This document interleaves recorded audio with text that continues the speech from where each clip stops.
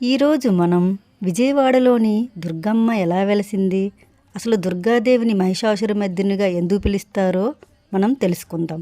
ఒకప్పుడు మహిషాసురుడు అనే రాక్షసుడు తీవ్రమైన తపస్సు చేసి బ్రహ్మదేవుని వరం పొందాడు.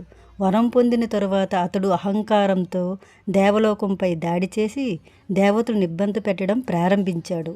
దేవతల శక్తులన్నీ కలిసి మహాశక్తి రూపంగా దుర్గా అవతరించింది. దుర్గాదేవికి దేవతలు అనేక ఆయుధాలు ఇచ్చారు: త్రిశూలం, చక్రం, ఖడ్గం, ధనుస్సు, శంఖం. ఆమె సింహంపై కూర్చొని మహిషాసురునితో యుద్ధం చేసింది. అనేక రోజుల పాటు యుద్ధం సాగింది.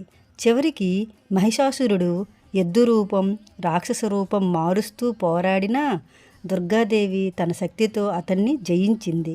అందుకే దుర్గను మహిషాసురమర్దిని అని పిలుస్తారు.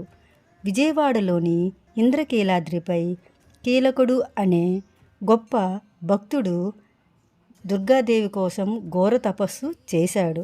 ఆ భక్తుని కోరిక మేరకు దుర్గాదేవి ఇక్కడ ఇంద్రకీలాద్రిపై వెలసింది.